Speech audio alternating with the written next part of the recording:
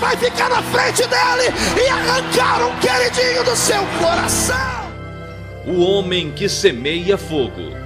É assim que a multidão responde quando ouve falar deste jovem pregador. Aos 33 anos de idade, Marco Feliciano é o evangelista das multidões, sempre presente nos maiores congressos pentecostais do mundo. A voz rouca de apenas um homem que guarda no peito o chamado de fé e coragem. A determinação em atender o chamado para um ministério de semear fogo o transformaram neste grande avivalista.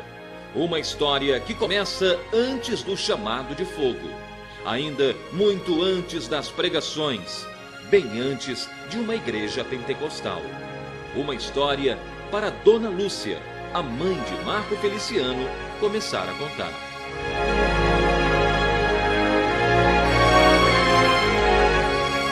Por volta das 3h15 da manhã, eu comecei a passar mal pro teu Marquinhos. E nisso pra mim que era mentira, não acreditava. Mas eu morrendo de medo do meu pai, porque ele tinha acabado de... Fazia tempo que eu não via ele, né, que tava para Ribeirão, se tratando, e ele procurou justo a minha casa. Mas eu achei que aquilo lá, no mesmo instante, era verdade, era mentira, não acreditava naquilo ali, filho. Não acreditava que aquilo lá era uma coisa, ia ser verdadeira, tudo muito bobo demais. Meu nome é Marco Antônio Feliciano, tenho 33 anos, nasci no dia 12 de outubro de 1972. Eu sei que eu nasci numa cidadezinha do interior, lá em Orlândia, e o meu povo tá aí pro meio espalhado. É uma cidadezinha pequenininha. Então eu fui crescendo na Vila Tatu da minha cidade. E meu pai não sabia de nada que tinha acontecido. Meu avô era um homem bravo, bebia muito. Pra mim que era mentira, não acreditava que era verdade. Justo, que nem eu tô te falando, no do meu pai chegar. O sofrimento da minha mãe, por ser uma mulher solteira, que se manteve fiel a um adultério, 30 anos. Filho de uma mãe que era solteira, para aquela época era uma coisa horrível. Hoje é a tal da gravidez independente, hoje é chique. Mas há 32 anos atrás, quando eu nasci, era vergonha, era um ato vergonhoso. Era uma coisa horrível, era uma blasfêmia. Frente à casa dele, ele me beijando eu, e eu empurrando sozinho, pelo amor de Deus. Empurrando pra lá e a mulher velha. Meu pai morava quase de frente. Teve o caso com a sua mãe e tal. Só que quando minha mãe mudou pra aqui, eles já tinham casa há tempo. Já. Entendi. Aí imagina, minha mãe tem que trabalhar de frente à casa da mulher verdadeira do meu pai. Só humilhação. Ai.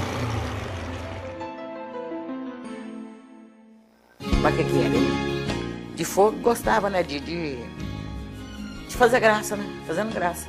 Cresceu ouvindo as pessoas te chamarem de filho de mãe solteira. Pode ser, os outros discriminam eu por uma causa, por ele ser casado, entende? Mas toda a vida, filho, eu trabalhei. Aí eu tava 17 para 18 anos.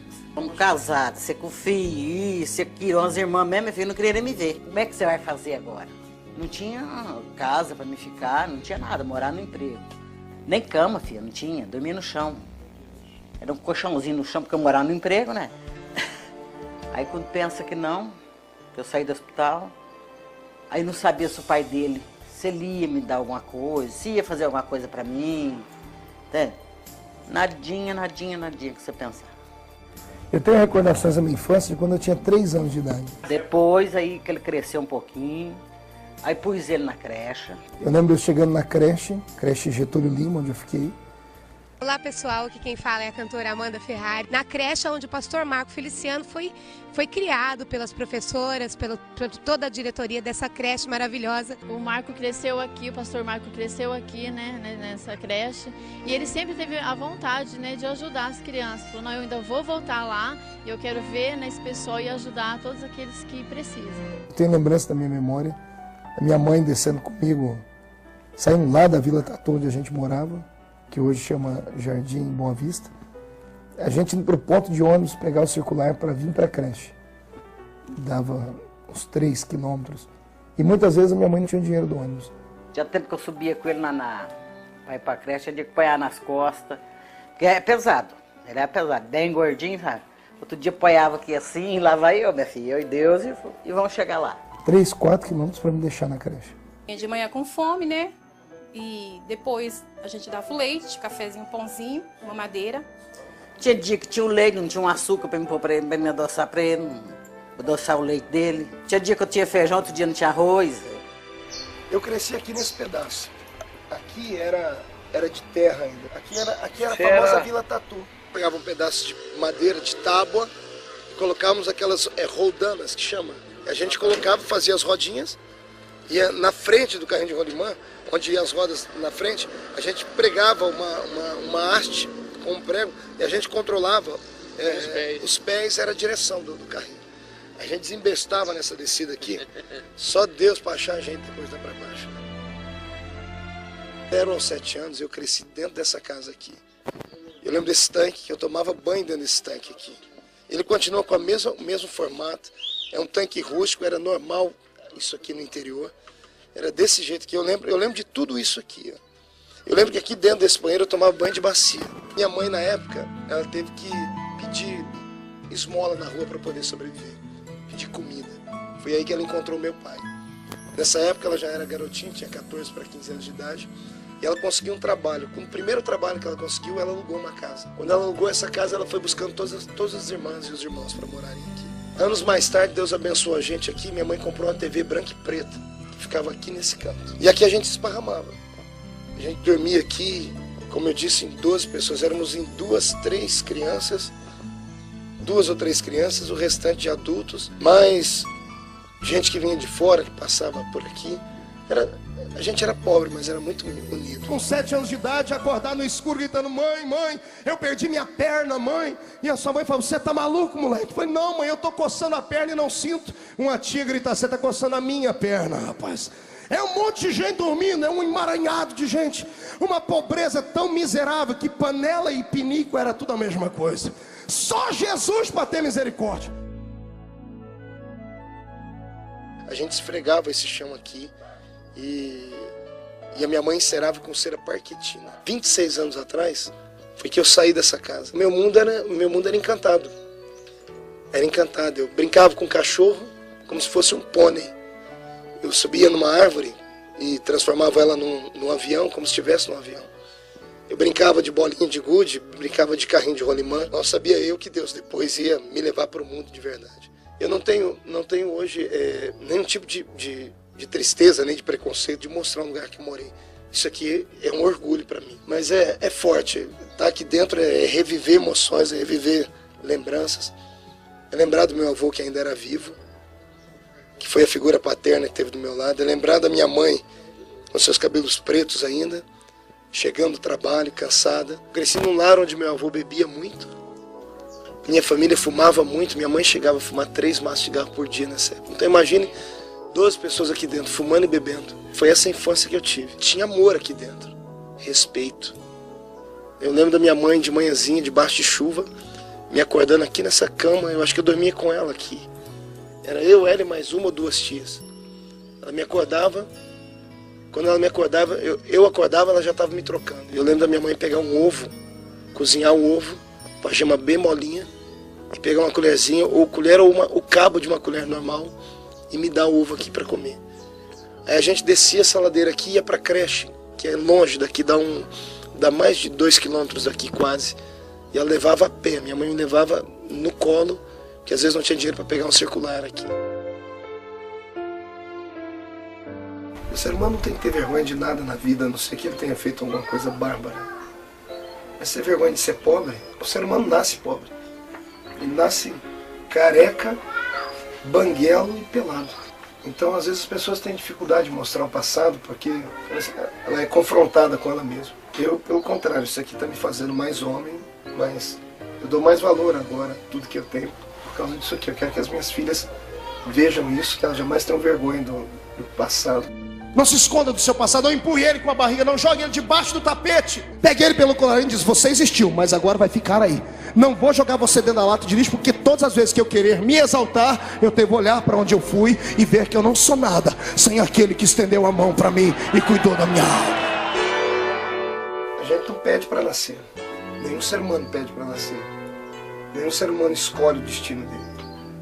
Se a gente passa por isso é porque Deus quis que a gente passasse. E veja só, tudo isso hoje se transformou em uma plataforma de motivação. Quantas pessoas vão assistir esse documentário agora e vão ver que eles moram em lugares assim ou infinitamente piores. E vão olhar para frente e vão falar assim: poxa, eu nunca vou ser nada. A maioria das pessoas que tem uma vida assim, acabam se envolvendo com drogas, acabam se envolvendo com bandidismo. Então existem dois caminhos com o passado. Ou você transforma o seu passado num chapéu mexicano, um sombreiro, que vai fazer um peso em cima da sua cabeça, você vai andar a vida inteira olhando para baixo, sentindo o peso do seu passado nos ombros, ou você pode transformar o seu passado num tapete, você passar por cima dele, ou numa plataforma, numa catapulta, deixar ele te jogar lá para cima. E quando você olha para trás, você diz assim, eu não quero voltar para lá, eu quero melhorar. Foi isso que Deus fez comigo aqui. E olha que hoje eu não tenho vontade de parar, eu quero continuar. Quero continuar.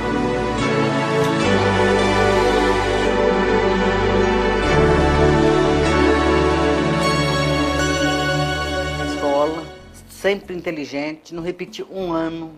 7 anos eu fui para a escola, mas antes de ir para a escola eu ganhei meu primeiro presente. Aí meu pai falou, isso aqui é o seu presente, com isso aqui você vai virar um homem. Essa praça, ela tem muita história da minha vida. Foi aqui que meu pai, Sozico, famoso taxista da cidade, ficava trabalhando e era aqui que às vezes eu me encontrava com ele quando chegava da Guarda-Mirim ou com a minha bicicleta, enfim. Esse aqui é o centro da cidade de Orlândia. Eu tenho muitas histórias nessa praça. Foi aqui que, há muito tempo atrás, eu exerci uma das minhas primeiras profissões, vamos falar assim. Seria a minha voz embarga, quando eu lembro disso. Foi aqui que eu comecei a ser homem. Homem no sentido, não de ser macho, mas de ser uma pessoa que aprendeu a ser profissional, a ter um trabalho. Eu vou mostrar para vocês agora o que é que eu fazia. Antes de ser guarda-mirim, antes de ter a minha bicicleta, foi um dos primeiros presentes que meu pai me deu. Está aqui do meu lado, essa pequena caixa de engraxar. Foi com essa caixa que eu comecei a aprender o que é ter responsabilidade, o que é viver para poder ajudar a família. Meu pai, na época, ele morava fora de casa, como sempre morou, e eu me lembro que eu tinha 7 anos de idade. Foi ele e um cidadão aqui da cidade chamado Sorrasmin. Os dois foram na minha casa, e ele falou assim, nós vamos te dar um presente agora. E eu pensei que era uma bicicleta, pensei que era um carrinho cheio de cavalinho, alguma coisa assim. Aí quando meu pai tirou essa caixinha de engraxar, os meus olhos brilharam. Porque não deixava de ser um presente, mas era tão grande para mim isso. Quando eu caí no meu ombro, eu falei, eu não vou aguentar carregar, porque eu era muito pequeno. Mas depois que eu comecei a desenvolver o trabalho, eu sempre tive orgulho disso. Ganhei um presente, uma caixinha de engraxar sapato. É o meu troféu. Tenho ela no meu escritório até hoje lá. Uma caixinha de engraxar sapato. Ela era tão grande e pesada quando eu era garoto e hoje ela mal cabe no meu ombro. E quando eu olho para aquela caixinha de engraxar, eu tenho boas memórias, boas lembranças e algumas tristes. Eu me lembro que caminhava pela cidade todo final de semana. Eu vinha para essa praça, inclusive, e meu pai nunca me recriminou aqui. Eu lembro que ele ficava sentado no banco de táxi e eu engraxava sapato e ele olhava para mim sorrindo, dizendo assim, assim é que um homem aprende a ser homem. Foi com essa caixinha de engraxar que eu comecei a descobrir o que é viver. O que é você poder superar a humilhação, superar o orgulho e que todo tipo de trabalho dignifica um homem. Eu entrei na casa de um cidadão lá na minha cidade, chamava Dr.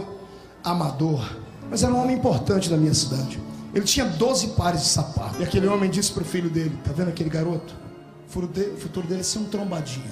E aquilo entrou dentro do meu peito e eu quase explodi em choro. Eu terminei de engraxar os sapatos, fui para casa, esperei minha mãe chegar do trabalho. Minha mãe trabalhava de doméstica. Quando minha mãe chegou, eu disse, mamãe, eu vou ser trombadinha quando eu crescer. Por que você está perguntando isso? E eu comecei a chorar. Pare de chorar, moleque. Pare de chorar. Eu disse, mas mãe, ele disse que eu vou ser. Minha mãe disse, você vai ser aquilo que você quiser ser. A escolha é sua. Se você quiser ser o que ele disse, você será. Mas se você quiser ser um homem importante, você será um homem importante. Você ser um ministro do Evangelho de nosso Senhor e Salvador Jesus Cristo. Achava engraçado ele engraxar, não gastava 1 centavo. Não, mãe, eu quero ver que a senhora vê o tanto que eu ganhei. Quando ele não ia engraxar, ele ia vender picolé. Chegava com o dinheirinho, outra vez, a mãe gosta de me dar um dinheiro para comprar picolé. Ele não podia ter chupado quantos picolé fosse lá, ué. Depois descontava, né, dona Tereza? Pagava lá e pronto. Vendendo picolé, me dá um dinheiro desse para me comprar picolé. Pra você ver, a inteligência. Marquinhos, por que você não chupou o picolé, Marquinhos? Não, mãe, eu queria que a senhora visse o tanto que eu ganhei. Eu lembro dos professores da escola. Eu lembro da professora do primeiro ano. Qual era o nome dela? Maria Helena. As notas, sempre tirou as melhores notas, sempre, todos os anos, sempre foi orientador da sala ali. Eu era professor da escola dominical de classe dos jovens. E eu me lembro do Marcos como um aluno interessado, assíduo, né? Eu estudei aqui nessa escola. Essa foi a primeira escola que eu subi, chama Coronel Francisco Orlando de Luiz Junqueira. Aí eu fiz da primeira à quinta série. Ela tem um formato de cemitério, dizem que ela foi o primeiro cemitério da cidade. Tudo aquilo ali, ó, era a Vila Tatu. Agora não é mais Vila Tatu, agora há uma boa vista para se ver daqui. A 50 quilômetros de Ribeirão Preto, Orlândia é uma das pequenas cidades do interior de São Paulo, na principal rota para Minas Gerais, a rodovia Anhanguera. A cidade recebeu este nome em homenagem ao coronel Francisco Orlando Diniz Junqueira, fundador da cidade. Este, em uma visão inovadora, determinou que a cidade fosse projetada com características urbanas modernas, cortadas por amplas avenidas. Andando por Orlândia, Marco Feliciano, ainda muito jovem, se despertou ao ouvir a voz de um Deus. Toda essa rua pavimentada, asfaltada que você vê, não existia isso na época que eu morava aqui. E aqui era tudo terra, e quando ventava, venta muito em Colina, quando ventava aqui, a cidade, essa parte da cidade desaparecia, ficava toda cheia de poeira. Quantas vezes, eu saindo da escola onde eu estudava, eu chorava porque achava que a cidade tinha desaparecido. Por causa da poeira que levantava daqui e porque aqui ficava nessa baixada. Por isso, Vila Tatu. Hoje, a vila evoluiu. Agora chama-se Jardim Boa Vista. Porque você, de lá da cidade para cá, tem uma vista, uma visão muito mais bonita do que era antes. Era garoto. Minha mãe disse que a gente tinha conseguido morar numa casa que tinha chuveiro. Esse corredor aqui, ele não era pavimentado assim, era terra. Só que hoje, ele para mim tem uma distância. Quando eu era garoto, eu pensava que tinha 100 metros de distância aqui. Eu morria de medo aqui nesse lugar. Tinha medo do escuro. Então ele ia para casa dele, então ele falava pro meu filho, Tom, eu chamava ele de Tom, Tom, vamos na minha casa, lá tem doce, vamos. E meu filho ia com ele, mas para passar no corredor, porque ele tinha medo de passar sozinho à noite. Eu vim para cá com 7 anos, eu me converti com 13 para 14. Com 15 anos de idade eu ainda estava aqui. Foi aqui que eu tive algumas experiências profundas com ele. A casa que eu morava era essa casa aqui, agora ela está em reforma. Mas foi aqui nessa casa que eu cresci, foi quando eu comecei a ter as minhas experiências com Deus. E eu estou tendo aqui a oportunidade de estar com a Dona Maria. Dona Maria, essa senhora bonita aqui. Essa jovem senhora, foi ela que alugou a casa para minha mãe. E ela me viu crescendo. Ele foi criado aqui, nessa casinha aqui, desde pequenininho, ia pra escola, saí daqui já moço. Saí daqui quase para casar. Eu sempre comento com os irmãos que eu usava uma tramela, né? Eu abria a janela tramela. Quem não conhece tramela, você que está aí nos Estados Unidos ou em outro país, isso aqui é uma tramela. Eu pedi para eles tirarem. Essa aí era a fechadura Era a fechadura da casa. Eu lembro que eu rodava isso aqui com muita força para poder abrir essa janela de madeira que era bem pesada na época. Os pedreiros montaram ela aqui, pessoal. Ele quase não deu conta de levantar ela sozinho de tão pesado que era isso aqui. Isso aqui foi a primeira porta que eu tive com Deus. Abraão teve uma porta que chamava Carvalhais de Mana. Jacó se encontrou com Deus no balde de Jaboque. Eu me encontrei com Deus algumas vezes nessa janela. Esse banheiro aqui, ele não era tão bonito assim. E para mim ele era muito maior do que isso. O chuveiro, nós não tínhamos essa peça, era o cano que saía daqui. Então saiu uma bica de água. Para mim, nós havíamos evoluído assim 50 anos em um. A porta era exatamente essa. Mesma porta, mesma madeira, só tinha outra cor. Quando eu morava aqui ela era verde.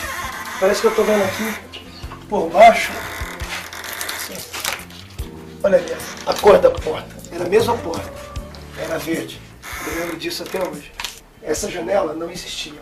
Era aquela janela que nós filmamos agora há pouco, com tramela. Aqui dava para o meio do pasto. Uma vez eu cheguei de um culto, onde eu havia falado para um pastor que lá estava, que eu tinha uma vocação divina, uma vocação missionária. E ele falou para mim que aquilo não era para qualquer um. Ele disse que eu não era filho de nenhum homem rico, que eu não tinha os olhos azuis como os olhos de um americano, e que a obra missionária minha, eu tinha que me contentar em evangelizar os meus vizinhos, evangelizar o pessoal da minha escola. Eu falei com Deus, para mim, eu esperava que o Senhor usasse qualquer pessoa, mas pelo que meu pastor disse, a gente tem que ser rico, tem que ser importante. E o Senhor me enganou, porque em Isaías 6:8 diz, a quem enviarei? E quando eu disse, eis-me aqui, eu achei que o Senhor ia me aceitar, mas meu pastor disse que tem que ser rico, tem que ter olho azul, tem que ser filho de pastor presidente, e eu não sou nada disso. E eu chorando aqui, o céu fechou, começou a chover, e eu ouvi a voz de Deus no meio dos trovões, falando assim, eu não preciso de passaporte para ir do outro lado do mundo, eu não preciso de riqueza. O Senhor disse para mim, eu preciso de um coração que tenha fé, de alguém que acredite. Nesse cômodo aqui, eu chegava da escola, eu dormia aqui nesse cômodo, com meu avô, com um tio quando ele chegava de viagem, minha cama era uma beliche, ficava exatamente nesse lugar aqui. Meu avô ficava deitado aqui. E às vezes eu passava noites de joelho orando aqui. Eu orava, pedia a Deus graça, meu avô nessa época bebia muito. Então, Marquinhos, se ele não descia e batia o joelho no chão, em cima da cama mesmo ele fazia oração.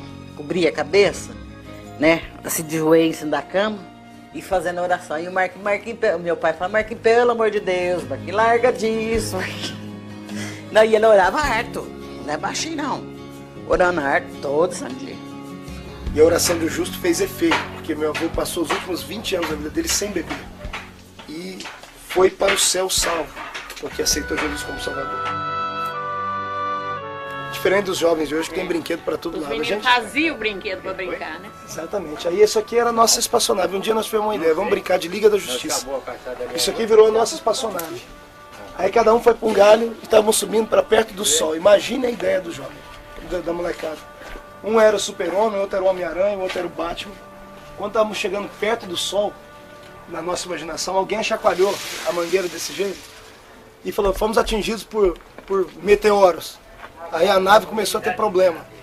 Quando chegamos perto do sol, alguém gritou, está derretendo. Aí o Homem-Aranha olhou para o Batman e disse assim, olha, eu só sei usar a minha teia. O Batman olhou para o Homem-Aranha e disse, eu só sei usar meu cinto de utilidade. Olharam para mim e disseram assim, Super-Homem, só você pode nos salvar. Eu me senti um super-homem naquele dia. Fiquei em pé em cima dessa goiabeira, levantei as duas mãos para cima e disse, para o alto e avante, e pulei, velho. Quando eu caí, quebrei os dois braços, mas foi bom, porque eu passei a semana inteira andando na rua aqui com o braço quebrado, mas todo mundo falava assim, lá vai o super-homem. Super-homem com o braço quebrado, mas para mim foi bom, foi aqui. Eu era um garotinho igual esse, eu não era bonito como eles, assim, né? Mas eu era garoto como esse. Conheci o Rodrigo. Conheci o Rodrigo. Rodrigo é seu irmão? Rodrigo Sacone. Eu estudei com ele. Ele é meu pai. Seu pai, Rodrigo? Eu achei que era seu irmão. Eu estudei com o pai desse garoto, olha só. Quem tem 7 anos aqui? Ninguém. Tudo mais velho? 6. 6. Eu venho aqui perguntar. Eu era o tamanho desse garoto, não muito diferente dele, quando eu mudei pra cá. E era um mundo, imagina no escuro, eu morria de medo de tudo isso aqui. Essa casa era gigante pra mim.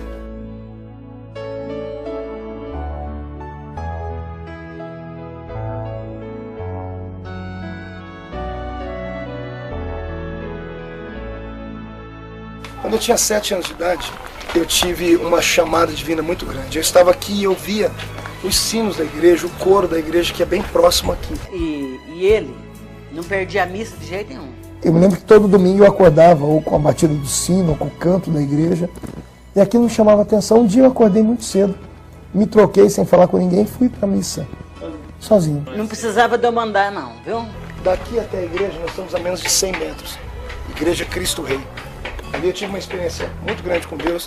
Eu já vou até a igreja te mostrar o que aconteceu.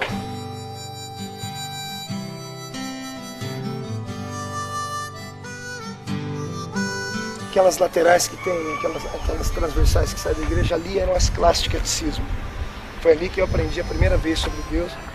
Eu fui um dos primeiros garotos do estado de São Paulo a fazer a primeira comunhão com 10 anos de idade. Quando eu tinha 7 para 8 anos de idade, 7 anos já, com os panfletinhos na porta da igreja, eu fui elevado à categoria de coroinha.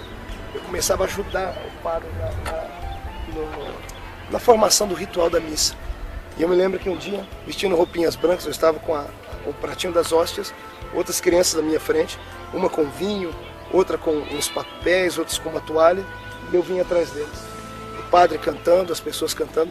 Eu ouvi uma voz que estourou dentro da igreja, uma voz estrondosa. que disse que tinha um plano na minha vida.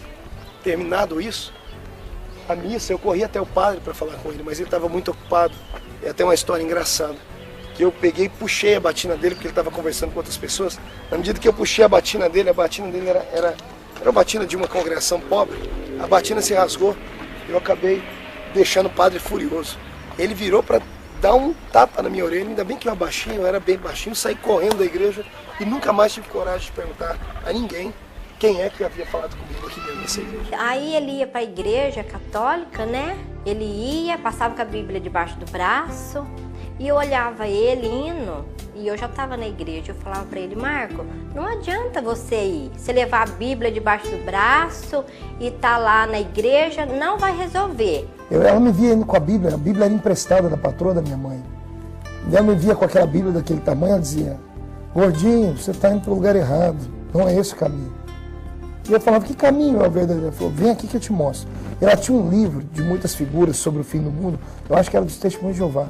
Então eu comprei esse livro para meus filhos ver também. Eu comprei antes de ir para a igreja evangélica, né? E para meus filhos ver, né? E aí eu comecei a mostrar para ele. Eu falei, Marco, não adianta você ir na igreja católica, não adianta, porque vai ser assim o fim do mundo. Mas ela me mostrava as cenas dos prédios desabando, do fogo subindo, das pessoas caindo, a dizer assim, é para esse lugar que vão as pessoas que não conhecem Jesus de verdade. E se você não aceitar Jesus como seu Salvador, você não vai para o céu. Eu sempre fui muito medroso, sempre tive medo de escuro, medo de fantasma, sempre fui muito curioso, mas sempre fui muito medroso. Então isso tudo foi mexendo comigo. E o meu melhor amigo era filho dela, e como o filho dela era evangélico, eles foram passando para mim um pouco da filosofia da fé deles. Isso acabou impregnando a minha vida. Por quê? Porque eu creio que Deus já tinha um propósito na vida dele. Fizeram um trabalho bem na esquina, fizeram propaganda dizendo que ia ter um filme e as pessoas que fossem assistir o filme iam ganhar um presente. E eu juntei com a molecada ali na esquina para ver, e eles passaram a vida de Cristo, distribuíram o Evangelho segundo São João, o Evangelho do Amor, que era um livrinho vermelho, e as partes que Jesus falava eram grifadas em amarelo. E eu me lembro que eles disseram que quem concluísse, fizesse a resposta de um curso bíblico, ganharia um diploma. E eu ganhei o diploma, eu tenho ele guardado até hoje. E um dia eu resolvi botar uma mesa no meio da rua, ou mesmo no canteiro, chamei todos os meus amigos. E eu comecei a dar aula para eles sobre aquilo. O pessoal da Igreja Batista me deram um diploma por causa disso. Mas eu não era nem crente nessa época, e também não era mais católico. Mas a fome de Deus ainda batia dentro do meu peito. Por Deus, o que ele me falou, ele estava com 12 anos, aconteceu tudo na vida dele. Fosse um adolescente, né? Como eu sempre fui muito precoce, eu comecei a descobrir a vida com 12 anos. Comecei a frequentar os bailes. Foi nessa época que eu era guarda-mirim na minha cidade, uma organização mantida pelo Lions Club, pelo Rotary Club da cidade, que visava ajudar crianças carentes. A Guarda-Mirim tinha o objetivo de tirar as crianças carentes da rua. Com 12 anos eu fui trabalhar por Irmão Segantini, que era a loja de calçado da Adriana Calçado. Tinha tido um trabalho na igreja e a gente havia comprado um sapato para um pastor. Ele disse, olha, eu quero um sapato número 39, que é um sapato bonito, é para o meu pastor. Eu disse, eu tenho um sapato aqui, um sapato Cazuza, cor marrom café, mocassim, sola de couro, manufaturado à mão. Eu apresentei o sapato, um dos sapatos mais caros da loja, e ele pagou. E ele olhou para mim e disse assim, você sabe falar, né? Eu falei assim, eu sou vendedor, preciso vender. Eu tinha 13 anos nessa época. Viu, Marco, mas eu senti assim uma certa comunhão com ele, com a pessoa dele. Você não quer vir trabalhar com a gente aqui? Eu creio que na mesma hora ele ficou contente. Só que a empresa onde o Valdeci trabalhava, ela tinha 2 escritórios, um na Avenida 7 e um lá no prédio.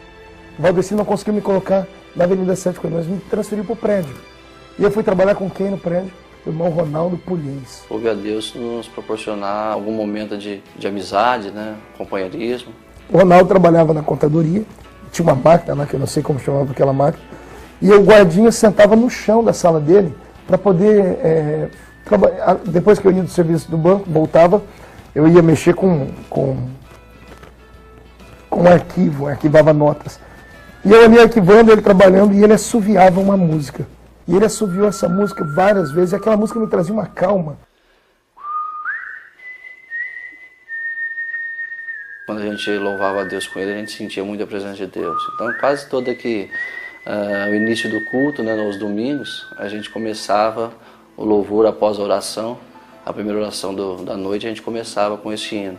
E um dia eu olhei para ele, ele assoviou e chorou. Eu falei, por que você está chorando? Ele falou para mim, você não entende. Eu falei, por quê? Ele falou, eu estou sentindo a presença de Deus. Então, mas quando você assovia, eu também sinto alguma coisa. Aí ele, muito curioso daquele hino, ele começou a perguntar, que hino é esse, tal. Eu comecei a explicar. E ele perguntava muitas coisas, o que acontecia, né? Como que era ser crente, né? E ele falou assim para mim, você não quer ir na igreja comigo? Eu falei, eu quero. Era uma quinta-feira, eu quero. Foi o Marcos, o José Augusto, né? Nosso irmão na fé, e eu, nós fomos na igreja. E os dois foram conversando comigo de casa até a igreja, que era muito longe, a pé. E ele conversando comigo, ele foi me levando na conversa, era muito inteligente. A Bíblia diz que quem ganha almas é sábio. E eu fui falando para ele que eu tinha vontade de ser locutor de rádio, que eu queria trabalhar. Ele disse, a igreja tem um programa de rádio. Olha, você pode no amanhã ser locutor do rádio. Ele foi me abrindo um mundo assim que eu sempre quis. Eu lembro que eu cheguei na igreja, na mocidade, vi ele e o Everton, ainda brinquei e falei, quem que é essa molecada aqui que eu não conheço? Né? De repente ele me levou dentro da igreja, eu sentei nos bancos da igreja, num culto de quinta-feira, poucas pessoas. O irmão Jonas estava pregando, ele era presbítero da igreja. E o irmão Jonas, enquanto ele pregava, eu não entendia muito bem do que ele pregava, mas eu sentia tudo. E o que mais me assustou é que um rapaz do meu lado, Márcio Sestari, o Márcio sentado do meu lado, ele fechava a mão assim e dava um soco no ar. Talvez tenha sido por isso que eu me transformei num pregador pentecostal. Porque graças a Deus eu sentei perto de um crente cheio de fogo. Ele dava gestos assim de vitória e orava em línguas. E ele soltava aquelas línguas e eu ficava assustado, porque eu sentia o que ele estava orando, mas eu não entendia o que ele estava orando. E as línguas dele eram muito parecidas com o nome de uma planta. Quando terminou o culto, eu perguntei para ele, por que você fica falando tantas vezes a palavra samambaia? Samambaia, o que é essa samambaia? Não era samambaia, eram línguas estranhas que ele estava falando. Mas antes de eu falar com ele nesse episódio, quando o irmão Jonas fez o apelo para se entregar para Cristo, meu corpo queimou inteirinho, faltou força nas pernas, faltou força na voz, minha mão queria levantar e eu não tinha força. E de repente, quando eu olhei, o Márcio falou assim, você não quer? Eu falei, quero, mas eu não consigo. Ele pegou e me ajudou a ficar de pé. Só que ele não foi comigo até a frente, ele me deixou sozinho. E eu, morrendo de vergonha, muito pequeno, fui atravessando a igreja toda. E quando eu cheguei bem próximo ao púlpito, o Ronaldo estava me esperando. Eu me lembro até hoje que ele passou a mão na minha cabeça, me abraçou e dobrou o joelho do meu lado. Ele me deu um abraço, mas foi um abraço com um amor tão grande que eu nunca tinha sentido até então na minha vida. E eu chorei. Eu chorei, mas eu não sabia o que eu estava chorando. Porque eu não me lembro de ter chorado outra vez como aquela vez, antes daquilo. Eu recebi a presença do Espírito Santo assim, de uma maneira muito linda, foi gostosa, foi uma conversão imediata naquele momento. Eu lembro que eu saí dali, aliviado, o mundo mudou de cor, a comida teve outro perfume, o colorido era diferente, e ele me levou para casa e disse, Senhor, eu vou te ajudar agora. E depois daquele dia, Deus mudou, tanto a minha quanto a vida dele também. E ele passou continuou servindo a Deus a partir daquele momento. Foi na quinta-feira, aceitou Jesus, foi no domingo, e na segunda-feira, como a gente já se conhecia, ele sabia que a minha mãe era crente, que eu ia na igreja e tal. E estava no meio dos meus amigos lá, deu a hora do recreio, e acho que ele já tinha ficado crentão de verdade mesmo. E no meio dos amigos lá, ele gritou, Pai do Senhor, irmão! Aí quase morri de vergonha, porque o pessoal dos meus amigos, né, falou, André, você é crente então? Eu falei, não, rapaz, esse cara é louco, ele deve estar me confundindo com alguém. 2 meses depois que eu estava na igreja, eu aceitei o desafio do batismo nas águas. Algumas pessoas achavam que eu era muito jovem para isso, mas fizeram uma confissão de fé comigo, uma profissão de fé, e eu passei nos quesitos, nas respostas, e o presbítero, o irmão Jonas, disse assim, não, ele está apto para o batismo. Com 2 meses, eu me preparei para o batismo. Eu ia para a igreja, as pessoas não acreditavam em mim, eu pequenino, porque sempre fui muito pequenino, alguém me via pregar e dizia, esse aí não vai dar nada, olha, não tem nada acerca dele. Deus lá no céu olhou para mim e disse, tu é valente, não tem força, mas tem coragem de encarar, eu vou te dar as nações e sai da frente, Satanás. Eu acho que, eu tenho certeza, que foi um pouco providencial a minha pessoa na vida do Marcos, porque eu sempre fui assim, muito ponderado, sempre fui muito calmo, né, tranquilo. Tinha uma garota na igreja, chamava Renata, era uma menina muito espiritual. E ela era uma moça cheia de Deus, cheia do Espírito Santo. E ela conseguiu colocar dentro da minha cabeça que no dia do batismo nas águas, eu ia ser batizado com o Espírito Santo. Porque muitas pessoas recebiam o batismo ao sair das águas. E eu fui naquela fé, naquela empolgação, naquele ano, eu falei, hoje é o meu dia, hoje é o meu dia. E quando eu fui batizado nas águas, eu levantei e saí das águas tão frustrado, porque eu não recebi o batismo com o Espírito Santo. E eu quase desanimei. Naquela noite, no domingo, eu cheguei na igreja e a Renata disse assim, olha, de hoje a uma semana, o Senhor vai te dar o batismo com o Espírito Santo. Domingo da frente, era o 50º da Assembleia de Deus em Ribeirão Preto. Pastor, entre os pregadores, pastor Bernardo Johnson.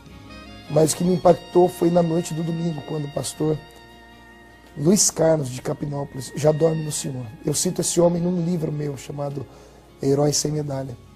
O irmão Luiz Carlos de Capinópolis pregava e pregava numa unção tremenda. Só que quando ele fez o apelo, começou a chamar as almas para vir à frente, e eu não recebi nada. Tinha um rapaz do meu lado que chamava Betinho. Eu falei, Betinho, vamos embora. O Beto olhou para mim assustado. Ele olhou para mim assustado, eu falei, o que foi, Beto? E ele, você recebeu. Eu falei, recebi o quê, Beto? Vamos embora. Você está falando em línguas. Mas para mim eu estava falando em português. E ele me ouvia falar em línguas. Foi quando eu parei para ouvir o que eu estava falando e vi que eu estava falando em línguas. Eu fui batizado com o Espírito Santo dessa forma. Ele buscava o ministério dele já naquela época. Eu acredito que ele não imaginava, né, que ele ia chegar onde ele chegou. O Marcos chegou para mim assim, ele era um adolescente, firme na rocha, você está firme na rocha, porque sempre foi uma pessoa extrovertida, o Marcos, assim, muito falante. Eu gostava muito de pregar. Eu até me lembro que ele, na primeira vez que teve um congresso aqui, que ele foi convidado a fazer uma oração. Eu acho que ali também já começou a sentir o peso do ministério, né? Ele queria muito pregar e às vezes nos cultos ele ia e falava, será que vai dar oportunidade para me pregar? E eu não queria desanimar ele, porque eu tinha medo de perder, né, ele para o mundo. Às vezes ele queria que resolvesse certo tipo de problema, certo tipo de indagações, de respostas, na hora. Mas o que a gente via era a sua personalidade forte e explosiva. Sempre fui muito de questionar. Como a minha vida era uma vida muito pobre, e quando se é muito pobre, você tem pouca perspectiva de vida. Então você tem duas escolhas, ou você se entrega e se transforma naquilo que a vida te levar, ou você pede a Deus que te dê força para criar alguma coisa abençoada para a sua história. E eu sempre queria mais do que aquilo que a vida havia me dado. Falou, vão em Ribeirão, no culto com a mocidade, na sede, né? E sede lotada, sede de Ribeirão Preto, pastor Antônio Silva Santana, né? Um grande homem de Deus, um amigão nosso. Chegando lá na igreja, pô, que movimento? Não, irmão, não tem culto com a mocidade não, é casamento, vocês não ligaram antes para informar? Meu Deus, perdemos a viagem. Quando chegando na rodoviária, tinha um grupo de garotos de programa. E ele pegou, eu vi quando eles disseram, ó os irmãos lá, vamos zoar eles, vamos tirar um sarro neles. Falei, Marco, aquelas meninas vão zoar a gente. Nós estamos longe de casa mesmo. Ninguém aqui conhece a gente. Deixa elas vir. Nós paramos num cruzamento ali, e aí chegamos, e aí, os irmãos, e aí? Aí ele pegou um grupo, eu peguei outro, nós abrimos a Bíblia e começamos a pregar para essas prostitutas.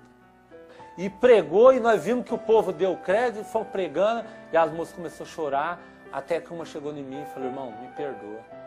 Eu ia brincar com vocês, mas sou desviado da Igreja Assembleia de Deus. Aí nós pregamos, o povo ouviu, fizemos apelo, elas aceitaram e entregando a mão de Deus. Falou, Senhor, nossa... E nós ficamos satisfeitos, perdemos o culto, mas não perdemos a viagem. E a gente caminhava muito junto, a gente ia, onde tinha um culto de mocidade, na Redondeza, na região, a gente ia junto. E nós íamos muito para Morro Agudo, porque lá tinha algumas garotas bonitas, inclusive. A gente ia para paquerar, para poder namorar, para poder buscar uma oportunidade. E eu ficava na casa do pastor Zé do Amparo. De manhãzinha ele me levou para a igreja. E foi uma manhã com Deus. E ele me olhou e disse, você vai dar uma palavra. Como a outra mensagem eu copiei do Everton, eu não tinha mais o que copiar. E eu não preparei nada, eu só li um texto e subi para o púlpito com um dedo tremendo no meio da Bíblia. A tensão era tão grande que o dedo escapou, já não sabia mais onde ler. Eu cheguei no púlpito, me deu aquele medo, travou a minha garganta, me deu a vontade de chorar. Eu abri a Bíblia ao acaso e caiu nas bem-aventuranças, no Sermão do Monte. E eu li aquele texto com muita dificuldade, não consegui dissertar nada sobre ele. Quando eu fui descendo dali, vencido, frustrado, e dentro de mim dizendo para mim, eu nunca mais sou num lugar como esse. O pastor Zé do Amparo apontou o dedo para mim, com os olhos daquele mejando, e disse: Deus tem um plano na vida desse garoto. Ele vai ser um grande pregador ainda. Na hora, eu pensei comigo, ele está falando isso só para me animar. Mas mal sabia eu que ele estava profetizando. Às vezes a gente até falava assim, pensava assim, eu não falava para ele, para não desanimar, né? Será? Eu acho que ele está pensando muito alto. Dia, eu vou ser um grande pregador, né? Eu vou pregar em Camboriú ainda. Imagina, a gente era uma luta para ir em Camboriú, aquele monte de gente, uma luta para a gente arrumar cadeira, para sentar, sempre ali embaixo, né? Um dia eu vou pregar em Camboriú, um dia o meu ministério vai ser bem diferente dessa situação a qual nós vivemos hoje. E vocês vão ver. Sempre quando tinha um pregador aqui por perto, a gente ia. Ele amava Gilvan, Gilmar Santos. Ele se espelhava muito nesses pregadores. Um dia eu vou ser igual a eles. A gente achava meio impossível, mas não conhecia ninguém, né? Como ia chegar lá? Então ele era muito ousado, sempre foi muito ousado, muito corajoso. Tinha alguns sonhos. Eu queria namorar uma moça que era a moça mais bonita da igreja, uma Edileuza. Todo mundo achava que a gente se dava um casal legal, né? Quando tinha casamentos, o pessoal chamava a gente para ser padrinho. Eu aceitava por educação, mas não gostava, né? Todo mundo, vocês formam um belo par, né? Eu, não, Deus me livre, né? Deus me livre de namorar esse moço, ele é muito chato. Eu lembro de ter, a Edileuza era secretária, depois o Marco foi ajudar ela na secretaria, os dois não se davam. Não se dava por causa disso, porque eu assediava ela, eu queria namorar ela. E ela não queria nada comigo. Então eu abusava da inteligência, porque Deus sempre me deu inteligência. E como eu trabalhava em escritório, ela não tinha muita experiência. E eu já tinha experiência em escritório, então eu humilhava a Edileuza, mas na intenção de conquistá-la. Eu nem não gostava dele de jeito nenhum. Uma vez nós fomos numa festa, um casamento, e ele falou que ia com a gente, no mesmo carro, já não gostou, ficou brava comigo.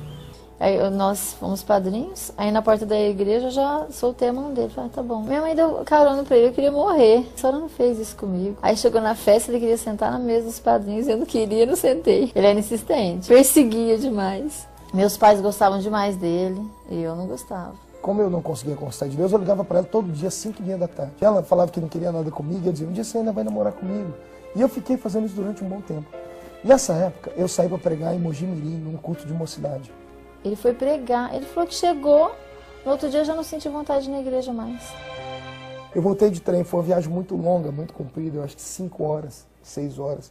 Ele pregou, o pastor deu a oportunidade para ele pregar na cidade de Mogi Mirim, foi aquela benção, foi aquele poder. E nem ele sabe explicar que quando ele chegou dessa cidade para cá, deu aquela reviravolta. Ele já chegou da cidade para cá, já chegou assim. Eu comecei a pensar na vida. Eu falei, o que eu estou fazendo na igreja? Eu sou um rapaz, tenho trabalho, sou inteligente, tenho um monte de garotas no mundo querendo me namorar. Eu estou preso na igreja para quê? Veio um monte de perguntas, essas questões espirituais. Eu chamo isso de crise existencial no espírito. Eu tive uma crise existencial, comecei a questionar por que eu estou na igreja. Eu lembro, nós chorou muito. Eu lembro que ele se desviou. 2 meses antes foi a inauguração do templo na Avenida M. A irmã Oriovalda, a irmã lá de Uberlândia, uma grande mulher de Deus. Ela ministrava e enquanto ela ministrava, eu estava na porta da igreja e ela apontou o dedo e falou, ei, você rapaz, você que está com esse terno aí. Eu olhei, sou eu, disse assim, vem à frente. Porque eu não tinha nem no pensamento de ir em Orlândia. Ela orou comigo, dizendo que Deus tinha um plano na minha vida, e toda a igreja viu. E quando eu sentei com ela, ela disse, olha, Deus me mostrou a sua vida. Entreguei a mensagem. Mostrou para ela que o Marco iria desviar. E ela começou a dizer, dentro de 30 dias você vai se afastar. A nossa vida era jejuar, era orar, era buscar a Deus. Então a gente não se via desviado. Quando ela disse isso, eu dei gargalhada. Porque eu estava firme, eu pregava, eu era um rapaz que já estava aparecendo no meio. Na igreja eu era destaque, eu sempre fui destaque. Não tinha motivo para aquilo. Ela disse, você vai passar uma luta, você vai se desviar. Depois que você se desviar, Deus vai te trazer com mão forte. Quando o Senhor te trouxer, Ele vai realizar o desejo do seu coração e vai te dar um presente. Vai te dar a pessoa que você sempre quis, ela nunca te quis. O casamento de vocês vai ser muito rápido, porque depois que vocês se casarem, Deus vai te dar um ministério. O seu casamento, não se preocupe, Deus vai cuidar nos mínimos detalhes do seu casamento. E meses depois do seu casamento, você vai ser levantado ao ministério. E aí, Deus vai te abrir a porta do mundo todo. Eu vi nele uma chamada especial, que muitos gostariam de ter e não têm. Eu gostei da mensagem, mas o fato de desviar me chocou. Eu chamei os amigos e falei, a mulher falou que eu vou desviar. Tem profeta é essa? Vamos desviar porque não tem motivo para me desviar. 30 dias depois eu estou voltando de Mojimirim, sozinho dentro de um ônibus, dentro de um trem. Eu resolvi nunca mais na igreja. Mas do jeito que ela falou, cumpriu. E o nosso pastor era muito rígido. E o pastor não foi nem atrás, saber. Já tirou ele de comunhão, não quis nem saber o que estava acontecendo. Aí ele já entrou de cara, né, no mundão. Foi pros bares, começou a beber. Quando eu descobri que eu fui excluído da igreja, eu voltei para as drogas. Aí o pessoal via ele na rua, braço cheio de pulseira, camiseta cavada, todo maluco, né? Aí todo mundo falava. Aí eu ficava assim, preocupada. Falei, puxa, ele era tão crente, tão fervoroso, né? Mas nunca tive a oportunidade assim de falar. Às vezes ele ligava para mim, eu convidava, volta para a igreja e tal. Mas nada. Cheguei a fechar um baile, fechar as portas e gastar a economia de 3 anos de trabalho numa noite com bebidas e drogas. Então eu desci no fundo do poço. Desci no fundo do poço até me envolver com gangues. Eu me envolvi com uma gangue da cidade, né? Aí eu falei, poxa, cadê o Marco? Agora não tem ninguém para me ligar, para me elogiar, né? Aí eu comecei a ficar preocupada. A gente não tinha medo, a gente fazia de tudo para caçar encrenca com as pessoas. Foi nesse período que Deus operou um milagre na minha vida, porque eu estava dentro de um baile na cidade chamado Creu, de um clube chamado Creu, Clube Recreativo de Esportes de Orlândia, daí a sigla Creu. Eu estava lá dentro, eu chegava e para não suportar, para não brigar com as pessoas que eram meus amigos, chegavam e já iam brigando, ô, crentinho, desviou da igreja, pastorzinho saiu da igreja, isso era muito ruim ouvir. Eu chegava antes e enchia a cara, bebia e me drogava. Eu nunca atuei muito assim, presencial na vida dele. Nós sempre nos pontos marcantes, né? Quando parece que tinha algum problema ou alguma coisa que Deus queria fazer um pouco diferente na vida dele e eu estava ali no meio. E nesse dia eu não sei o que eu fiz, se eu esbarrei em alguém, se eu mexi com a garota de alguém. Eu sei que um rapaz estava lá e ele me deu um tapa na cara. E aquilo foi inaceitável para mim. Eu chamei meus amigos, só que aquele cidadão deu um tapa na minha cara. Um deles chamava Pantera, o apelido dele era Pantera. Pantera, ele me falou que o pai dele tinha uma arma. Eu falei, Pantera, seu pai tem aquela arma? Ele disse, tem. Eu quero ela. Nós fomos na casa do Pantera buscar. E eu fui para casa e comecei a pensar e parece que eu falei assim, ó, alguma coisa está acontecendo com o Marcos. Nesse momento eu acho que ele está passando por alguma dificuldade ou vai passar por alguma dificuldade. Ele não está num lugar muito bom. Quando nós voltamos, segurança não deixou a gente entrar, porque percebeu que estava armado. Nós saímos para fora do clube e escondemos a arma debaixo de um arbusto. E eu falei, quando terminar o baile hoje à noite, a gente dá um jeito nesse rapaz. Naquele dia tinha um parque, né, na cidade, e era próximo à igreja. E nós conversamos assim, ó, vamos lá, ele deve estar no parque. E dentro de mim eu falei, não, mas ele não está no parque. Mas tudo bem, vamos lá, é um lugar mais provável, né, para ele estar, vamos lá. Aí nós fomos lá, nada de achar o Marcos. Eu ia lá pro meio do baile, pulava igual cabrito. Eu ia 2 vezes por noite em casa me trocar de tanto que eu transpirava, de tanto dançar. Voltava, trocava de roupa e voltava pro clube. Aí nós fomos lá, nada de achar o Marcos. Aí ele falou assim, o que tem hoje, né? Só tem boate no Creu, né? No clube da cidade de Orlândia. Eu disse, ó, vamos lá que eu acho que ele foi para lá. Mas como? Não, tem uma coisa, eu sinto que Deus está falando que ele foi para lá e que ele não deve estar lá hoje. Nessa noite, quando eu estava lá no meio do clube, dançando, dopado, drogado, eu só me lembro de uma figura. Pedi ao porteiro, eu só vou entrar aí que eu quero chamar um rapaz para conversar com ele e já tô saindo, tá? Uma figura esguia, magra, mais alta do que eu, me segurando, falando comigo, falando, ei, preste atenção. Ele deu um tapa no meu rosto. Ele disse, Marco, sou eu, Ronaldo. Chamei o Marcos para fora e falei com ele, ó, não sei o que está acontecendo, nem sei por que eu estou aqui, só sei que você não pode ficar aqui, eu tenho que te levar embora daqui. Eu tô sonhando. Eu falei, Ronaldo da igreja, eu falei, sou eu, Marco, Ronaldo. E eu queria que você fosse para casa. Não, ele relutou um pouco, falou assim, olha, eu não sou de insistir muito, só que eu também não sou muito de brincadeira. Se eu estou aqui é porque alguma coisa de errada tem. Ele falou, Deus mandou vir aqui, te tirar daqui, porque Ele não garante a sua vida até o fim dessa noite, se você não sair daqui comigo agora. E eu comecei a chorar sem entender o porquê. E ele me arrastou para fora do clube. Então eu tô te falando, vamos embora e vamos para casa, vamos tirar um período de oração, que eu acho que a gente tá precisando disso. Ele me colocou dentro do carro dele, alguém foi pilotando a minha motinha, que eu não sabia. Eu tava grogue, não conseguia dirigir. Quando cheguei na casa dele, a mulher dele e ele olharam para mim assim, me viram, eu tava feio, tava drogado, tava cheio de pulseiras no braço. Eu tinha deixado umas roupas esquisitas. Nós fomos para casa, ali ficamos em oração, provavelmente da meia-noite até as 3 horas da manhã. E eles oraram comigo naquela noite. Naquela noite, o efeito da droga passou e Jesus me renovou com o Espírito Santo. Quando eu soube que eu estava desviado, ficou.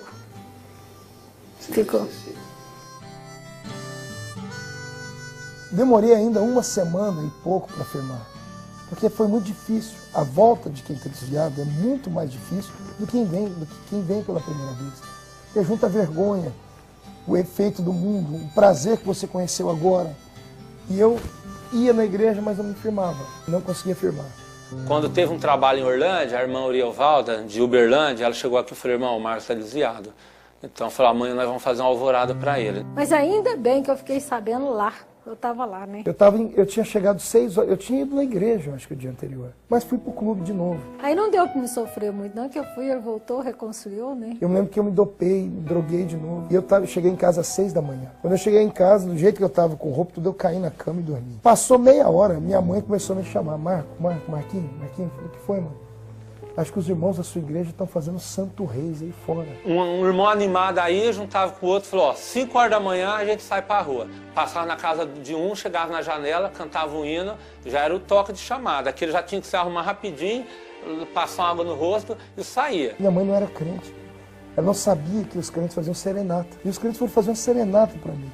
E quem é que estava junto com todo mundo? A irmã Uriovalda. Quando ela ligou para Orlândia, ficou sabendo que eu estava desviado, ela veio para um trabalho na igreja e foi lá na minha casa, junto com um grupo de irmãos. E eu me lembro até hoje que do lado de fora da minha casa, eles com violão cantaram uma música para mim. Cantaram, né, vários hinos, aí a pessoa recebia, seria tipo uma folia de reis. A música muito linda, era assim. Existe só um jardineiro que chora ao ver cair do seu jardim uma flor, aquele que foi tão fiel jardineiro. Naquela manhã ele reconciliou com Deus. Chorar ao ver a sua flor caída e morta.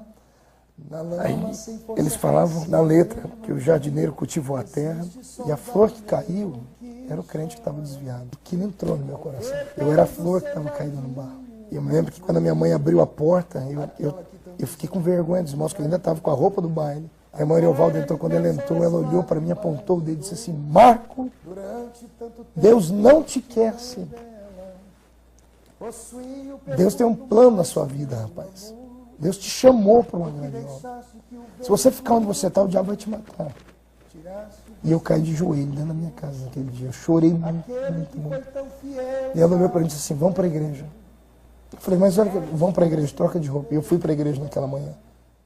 Tinha tudo para continuar uma vida nas drogas, como aos 13 anos, até os 14, 15, eu fui um homem drogado. Por quê? Porque o meu espírito estava para baixo, porque eu nasci no meio de uma família desgraçada e ninguém nunca tinha me dado uma palavra como essa. Mas o dia que eu entrei dentro de uma igreja pentecostal, olharam para mim e disseram, Deus tem um plano na sua vida, eu agarrei aquilo com unhas e dentes. Eu acreditei. Lembra até a roupa que ele estava, uma calça marrom, uma jaqueta marrom de frio. A hora que eu vi assim, eu já senti algo diferente, né? Nesse período que eu voltei, eu não sabia. A garota bonita começou a sentir falta das minhas ligações. Meu olhinho acho que brilhou. Naquela manhã ela pregou e ela foi clamar o batismo com o Espírito Santo. Ela tinha o dom de orar para se batizar com o Espírito Santo. Foi com essa mulher que o Senhor me deu a graça para orar, para pessoas serem batizadas com o Espírito Santo. E ela me chamou, Marco, vem orar. E o pastor não queria aceitar porque eu estava desviado, mas tinha voltado. E ela disse, venha Marco, eu estou pedindo, venha. E ela disse, coloque a mão sobre esse rapaz. E eu coloque a mão. Quando eu coloquei a mão, Jesus batizou ele com o Espírito Santo. Naquele dia ele voltou para a igreja e firmou, está até hoje. Quando eu voltei, ela foi uma das primeiras pessoas que veio me dar um abraço. E ela falou, senti sua falta. Eu me lembro que foi no dia 12 de junho, não me lembro de que ano. Aí foi quando nós começamos a se aproximar. Aí começou a se cumprir tudo que ela disse. Eu ia me desviar, ia voltar com mão forte. Mal sabia que Deus ia usar a mão dela para me trazer. Deus abençoe a irmã Uriovalda, onde ela estiver. A coisa melhor que tenho é obedecer. ser o Espírito de Deus, porque Ele é uma pessoa e Ele fala.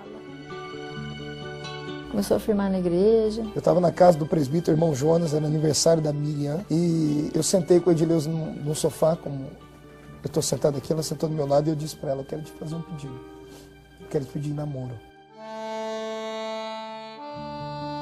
E ela olhou para mim e disse assim, mas eu tenho que orar a Deus, tenho que pedir. Eu falei assim, então ore e peça a Deus, porque você não vai namorar um homem comum, você vai namorar um obreiro. E o Marcos foi uma luta, ele fez uma campanha, ele começou a orar, campanha, ele falou, Senhor, eu quero namorar a irmã Edileuza. A Edileuza conta que depois ela riu disso tudo. O Marco, obreiro, eu ia para a igreja sem Bíblia nessa época, eu tinha voltado do mundo. Aprendi a responder para o pastor, estava muito rebelde ainda, mas Deus estava tratando meu caráter. E nesse dia eu profetizei com a minha boca que seria um obreiro, e ela seria esposa de um obreiro. E ele não tinha coragem de falar para meu pai. Ele queria me namorar, mas não saía, e eu já tinha avisado meus pais, né? Ele ia me pedir namoro. Quase nem não precisou ele falar para mim, né? Mas ele sempre falou assim. Meu pai chegou nele e falou assim, bom, eu acho que você veio aqui para pedir a Edileuza em namoro e tal, né? Aí já passou as regras, não é todo dia. E era uma menina para casar, né, de brincadeira.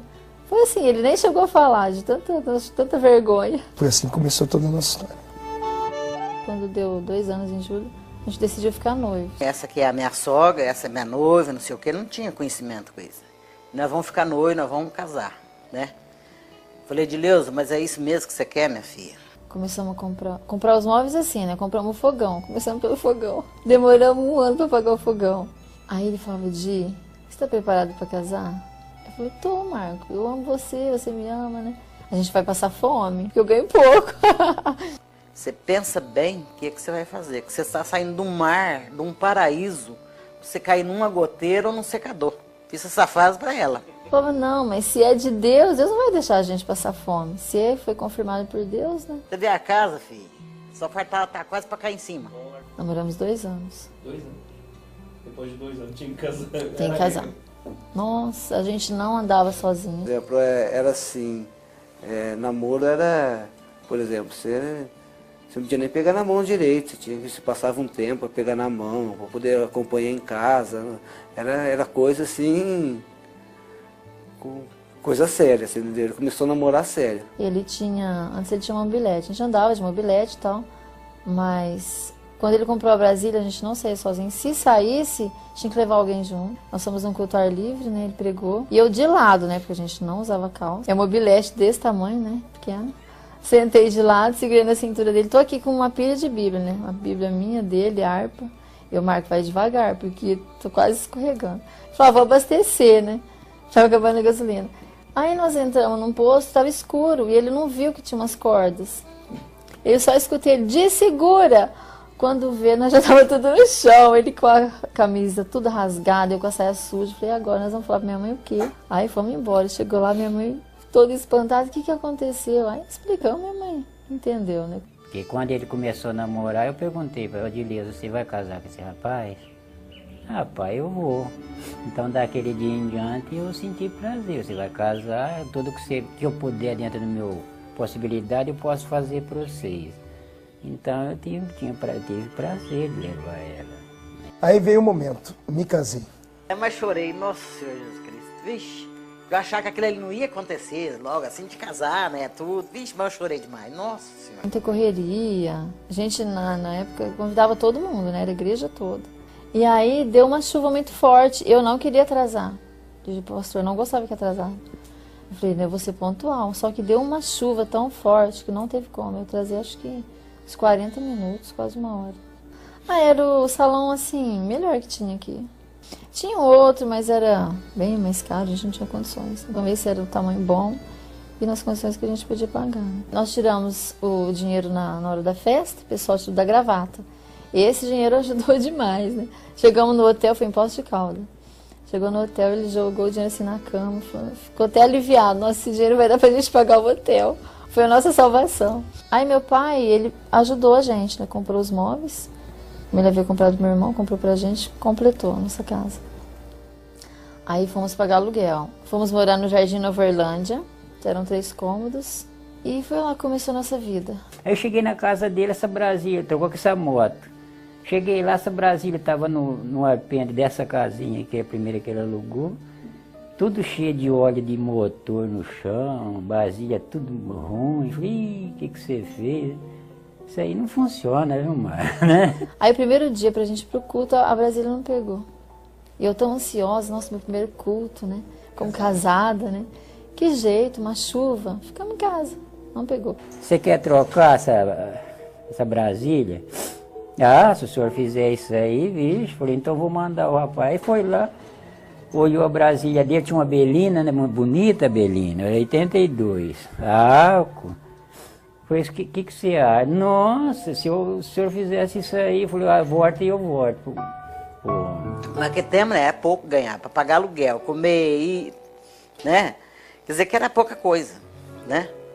Então eu ajudava, não me pedia nada. Falar que ele estava me pedindo, eu estava te mentindo. Só me lembro do meu Deus, usando vasos pequenos, grandes, gente de perto, gente de longe.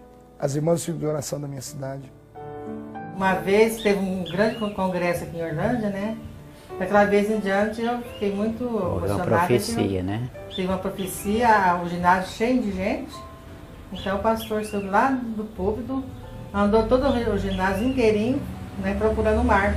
Eu estava com ele uma vez, quando veio uns irmãos de Uberlândia para cá, quando Deus usou um irmão em profecia, e falou com várias pessoas, inclusive além de falar comigo, a minha esposa falou com ele também. E eu lembro que Deus usou uma palavra para ele dizendo assim, ó, olha, foi eu que te chamei, eu tenho compromisso com a tua vida. Aí, assim, eu passei pela uma cirurgia, né? E eu estava na minha cama e o Senhor falava comigo. Fala com meu filho, Marcos Feliciano. E eu falava, Senhor, então se for para mim falar com ele, envia alguém ou ele aqui, para mim que eu venha entregar o recado para ele. E o Valdeci chegou. Eu falei, Valdeci, você dá o recado pro Marcos, fala para ele vir aqui. Eu me lembro que quando eu fui conversar com o meu pastor pela primeira vez, falar para ele que eu tinha uma chamada missionária, meu Deus do céu, o mundo caiu de baixo, em cima da minha cabeça, melhor dizendo. Eu entrei e falei pro pastor que eu tinha uma chamada, uma vocação para ir para a Romênia pregar. E o meu pastor olhou para mim, deixou eu contar a história, deixou eu falar sobre Bucareste, eu já havia feito pesquisas, tudo. Eu tinha 15 para 16 anos nessa época. Eu fui expansivo, eu preguei para ele dentro da sala e quando eu terminei, ele disse, terminou? Terminei, senta. E ele falou para mim, vou te falar uma verdade, esquece obra missionária. Esquece campo missionário, esquece Europa. Você mora onde? E eu tinha que repetir, na Vila Tatu. Seu pai não mora comigo, sua mãe, doméstica, sua família, cortadores de cana. Você, guarda-mirim, congrega onde? No salãozinho da Rua 1. Todo mundo da sua igreja é rico? Não, todo mundo é pobre. Ele falou, com tudo isso, como é que você quer ir para a obra missionária no exterior? A obra missionária é para filho de pastor rico, é para homens ricos, loiros, dos olhos azuis, americanos, que tem dólar. E ele me abraçou e disse, é melhor ver você chorar agora, porque eu comecei a chorar, do que ver você chorar amanhã frustrado. Foi onde eu fui para minha casa, eu entrei dentro da minha casinha, ajoelhei em cima de uma máquina de costura, que era o meu ponto de encontro com Deus, e abri uma janela verde com a tramela. Eu olhei para o meio do nada, para o pasto, e eu falei com Deus aquele dia. Isaías 6:8 é uma mentira. Quando o Senhor perguntar, quem enviarei? Quem há de ir por nós? Porque o Senhor não deixou aqui que o Senhor, a quem enviarei, porém, tem que ser rico, tem que ser importante. Foi meu pastor disse que eu não posso porque eu sou pobre. E chorei naquele dia. Eu tive experiências com Deus, essa foi uma delas. O céu fechou naquele dia, começou a chover. E no meio dos trovões eu ouvi a voz de Deus. O Senhor falando comigo, dizendo assim, filho, eu não preciso de passaporte, não preciso de dinheiro de homem. Eu preciso de um coração que acredite que eu posso todas as coisas. Não desista dos seus sonhos. E eu continuei alimentando meu sonho, os meus projetos, os meus desejos. Quem foi que te disse que você não vai herdar? Quem foi que te disse que você não vai herdar as promessas que estão na Bíblia? Eu quero que esse mentiroso infeliz aprenda que ele é filho de Satanás, porque Satanás é o pai da mentira. Eu profetizo em nome de Jesus que a Bíblia Sagrada, que tem 32.000 promessas, vão se cumprir na sua vida na essência, porque Deus não é homem para que minta, nem filho do homem para que se arrependa.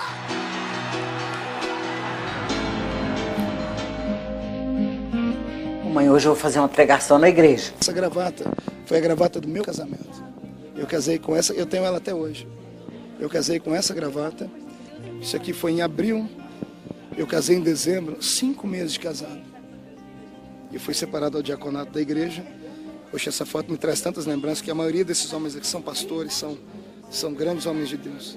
Me chamou eu para me poder ir. A senhora vai ver, mãe.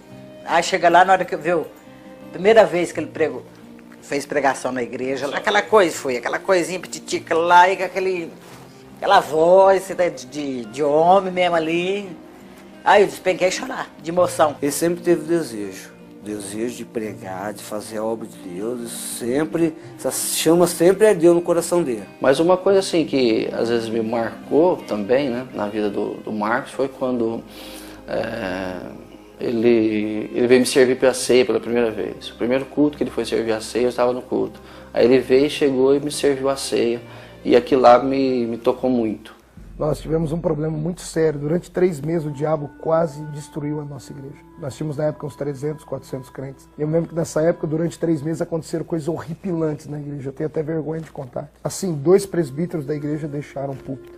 Um por problemas de ordem moral, o outro por um problema pessoal. Os homens que eu cresci vendo pregar desceram do púlpito. O melhor músico da igreja foi preso por causa de um ato libidinoso na rua. Um irmão muito querido da igreja tinha uma garotinha que estava começando a tocar teclado na igreja, o menino tinha 10 anos de idade, foi preso porque ele violentava a criança. Então a cidade conheceu a nossa igreja da noite para o dia como sendo uma igreja de malucos, ou de gente perturbada, gente com desvios sexuais.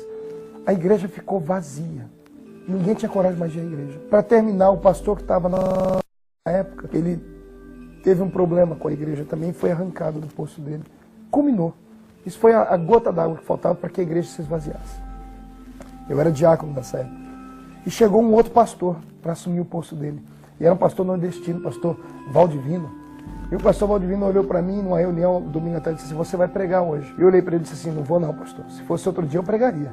Pregar na igreja desse jeito, fria desse jeito, vazia. Ele disse assim: você é covarde? E eu disse não, ele disse: então prega hoje. Era recém-casado, Karen ainda não havia nascido nessa época. E eu falei para Edileuza, minha esposa: olha, você entra dentro daquele quarto e não saia, porque eu vou orar aqui nessa sala. Eu coloquei um gravador para tocar uma fita, enquanto aquela fita tocava uma música do pastor Vitorino Silva, não esqueço até hoje. Enquanto a música tocava, eu orei, com o joelho dobrado no chão, escorado com a minha testa no encosto do sofá, eu disse: Deus, o Senhor nunca me deixou sozinho, mas hoje eu preciso de uma experiência mais forte. Eu preciso saber que o Senhor está comigo mesmo. A oração não durou 5 minutos. Veio um vento do nada, bateu na minha testa, me jogou de costas para trás. Eu fiquei 45 minutos sem conseguir abrir os olhos. A sala foi inundada com uma glória, uma luz muito forte. Eu achei que eu estava morrendo. Eu me encolhi e disse: Deus, não me mata, Senhor. Fiz alguma coisa errada, pedi o que não devia. Foi quando a voz de Deus entrou dentro do quarto e falou comigo: eu te dou hoje um ministério de fogo para as nações. Onde você não for, a sua história irá. E através de ti eu levantarei um exército de jovens que vão se levantar para pregar a minha palavra.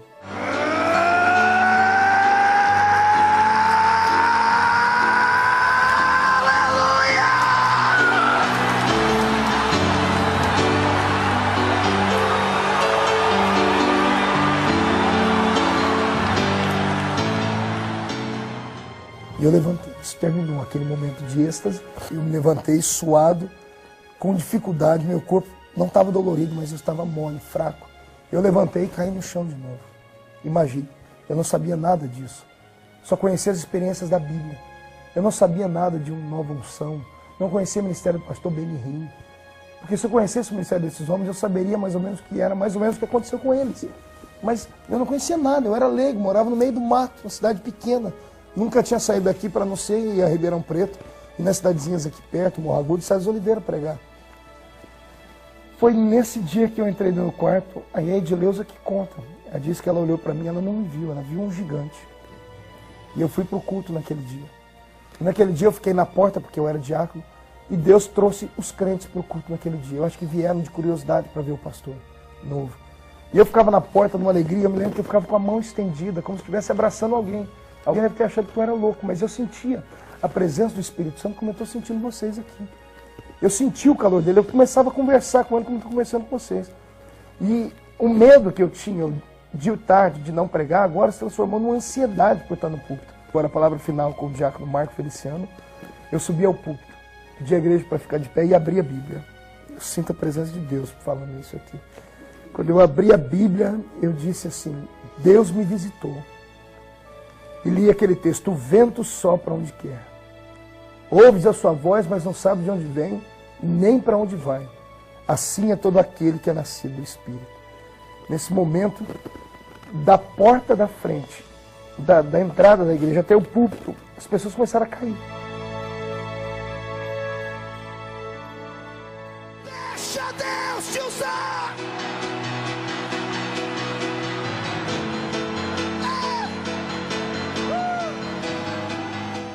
Eu não soprei, não joguei paletó, não gritei nada. As pessoas começaram a orar e começaram a tombar no chão. Nós terminamos o culto com mais de 100 pessoas caídas no chão. Gente foi batizada com o Espírito Santo, houve um quebrantamento muito grande. O pastor Valdivino anunciou de púlpito amanhã, quarta-feira nós temos culto lá na Avenida N. Esse culto foi na Avenida 11, que é a nossa sede, ou a subsede. Ele disse, lá na Avenida N, quarta-feira que vem. Na quarta-feira seguinte, a igreja estava entupida de gente. Todo mundo queria saber o que aconteceu na igreja no domingo, nem eu sabia explicar. E eu peguei o púlpito, abri a Bíblia e disse, Deus me visitou no domingo. E li o texto, não preguei. Quando disse, Deus me visitou, começou a cair as pessoas para o chão de novo. E Deus trouxe um avivamento sobre a nossa cidade naquele dia. Foi um avivamento muito forte. Desse avivamento nasceram 2 cruzadas. Nós criamos 2 departamentos de cruzada, um aqui do córrego para cima da vila e do córrego para outro hemisfério na cidade. E essas cruzadas, nós começamos a abalar essa cidade. Fazíamos cruzadas, pregações ao ar livre. As pessoas começaram a vir, começou a ter muita manifestação de Deus. Foi quando eu comecei a pregar. As pessoas começaram a saber da história, os pastores começaram a me convidar. Aí o telefone não parava mais de tocar, inclusive era na minha casa, a gente não tinha sossego. Pouco antes de eu me casar, eu trabalhava numa empresa chamada Intercred. Nessa época eu tive vontade de ir para o seminário, cursar o IBAD, Instituto Bíblico de Pindamonhangaba. E eu pedi para algumas pessoas me pagarem os meus estudos. Eu estava quase conseguindo, não conseguia bem na verdade, mas eu sabia que eu ia ter que deixar tudo. Eu sabia que ia ter que deixar o trabalho para poder estudar. E como eu não saí da Intercred, a Intercred faliu. Uma empresa que emprestava dinheiro na cidade, Factor, representava o Banco Crefisul na época. Uma empresa que ia de vento em popa. A empresa faliu da noite para o dia, que ela deu prejuízo para a cidade toda. Ele falava de mim, Deus fala muito comigo, tem alguma coisa para mim, mas ele não entendia o que Deus queria dele. E eu fui trabalhar na fábrica de vela. Então, mas Deus falando comigo, nessa época eu já tinha ouvido mais de 200 palavras proféticas acerca da minha chamada. Em todo o congresso, Deus usava uma pessoa para falar com ele. Só que ele ficava confuso, porque Deus não falava o que era. Eu tenho um plano na sua vida, vou te usar muito, né? E Deus me chamou fortemente nessa época. 4 meses depois eu fui consagrado ao diaconato da igreja pelo pastor José Roberto. Depois o pastor José Roberto me consagrou, ele me deu um trabalho para dirigir numa fazenda aqui. E eu ia com a minha Brasilinha, Brasília abençoada. Eu me lembro que o primeiro trabalho que eu fui dirigir, eu não dei conta de dirigir, porque estava chovendo. A Brasília não conseguiu subir o barranco para chegar lá na casa dos irmãos, e era uma chuva muito grande, eu tive que voltar para casa. Então, eu trabalhava na fábrica de vela. Foi quando Deus me deu a chamada verdadeira, dizendo, deixa tudo. E eu não tive coragem. A fábrica, nós derretíamos 40 toneladas de parafina por mês.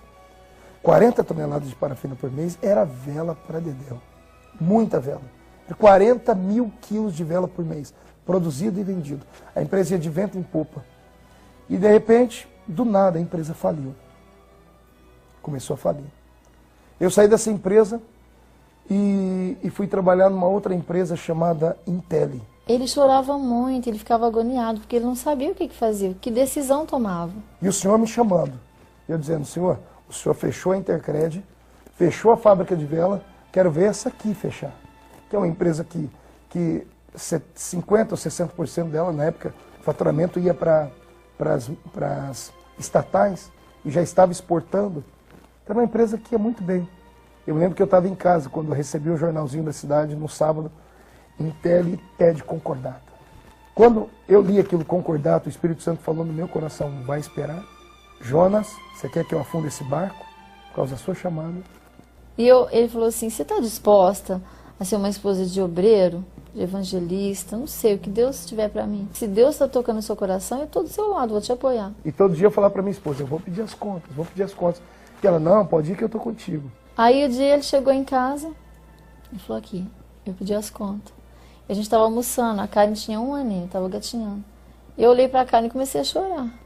Estou desempregado. Quando eu falei isso, ela parou de comer, ela teve uma crise de choro. E eu comecei a dizer, mas você não falou, filha, que você estava comigo? Você acreditava em mim? Você falou que eu podia fazer isso? Ela, Marco, mas e agora quem vai pagar nosso aluguel? Quem que vai cuidar da Karen? Hoje nós não temos mais plano de saúde. Aquilo eu fiquei...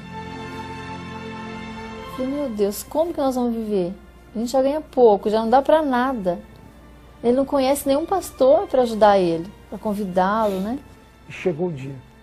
Intercred quebrou. Fábrica de vela fechou. Intel inconcordata. Alguns podem achar que é muita pretensão minha, achar que tudo isso aconteceu por causa de mim. Mas eu vejo isso acontecer na vida de homens que Deus tem uma vocação divina. Aconteceu com Jonas. Eu era o Jonas daquele bar. Eu me lembro que eu fui falar com o meu diretor financeiro na época, eu sou Roberto Tinassi. Ele era ancião da Testemunha de Jeová. E eu sentei e falei, Sr. Roberto, eu quero que o senhor me despeça, eu preciso sair daqui. E ele falou, mas Marco, a empresa está vivendo um momento difícil, mas você é um rapaz inteligente, você tem um futuro promissor, as coisas vão acontecer, tenha paciência. Eu dizia para ele, Sr. Roberto, não é, eu não consigo mais ficar aqui. Ele falou, o que você quer fazer da vida? Eu disse, eu quero ser um missionário.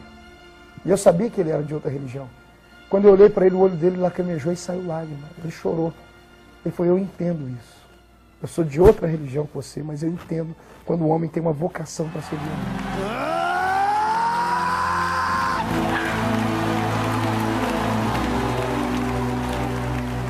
Deus. Deus estava abençoando o Marcos de uma maneira maravilhosa, que as promessas que Deus havia feito na vida dele estavam se cumprindo, os cultos que ele participava aconteciam muitos milagres.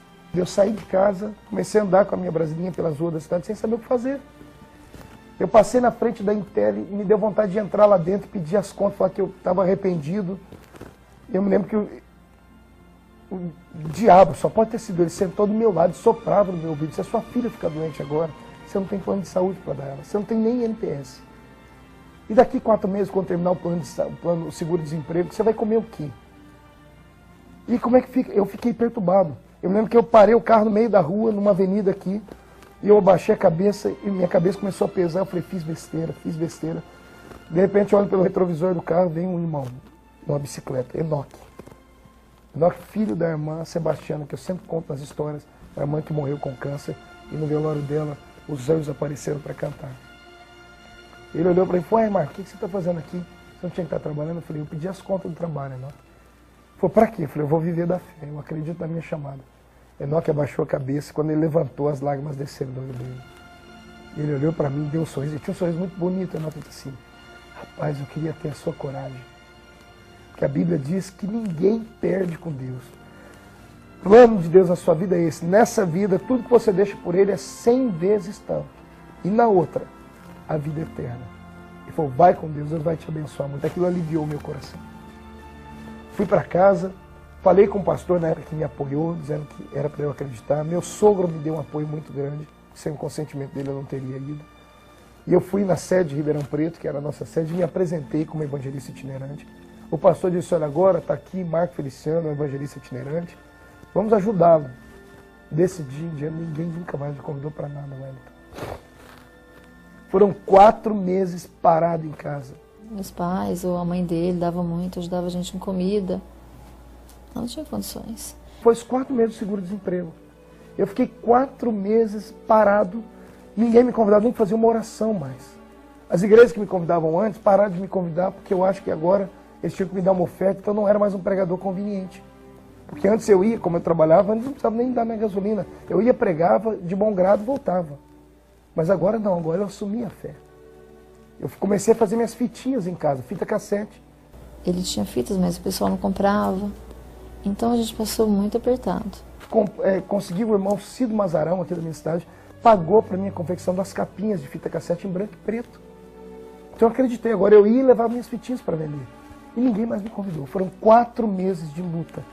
4 meses de prova, ao ponto de eu acordar um dia, a Edileuza olhar para mim e falar assim, Marco, não tem mais comida para a gente comer. E eu olhei para ele e disse, se você for pedir para o seu pai e para sua mãe, eu largo de você. Porque eu tinha um orgulho muito grande, eu falei assim, Deus disse que ia me sustentar, eu não sou doido. Eu saí de casa naquele dia, peguei o carro e subi um monte para orar. Fui orar. E eu orei e gritei, eu falei, Deus, será que eu fiz besteira? Nessa época, como já faziam 4 meses, as pessoas que me apoiaram moralmente começaram a tirar o apoio moral, dizendo que eu estava maluco, que eu queria aproveitar do meu sogro, que eu era vagabundo, que eu era isso, que eu era aquilo.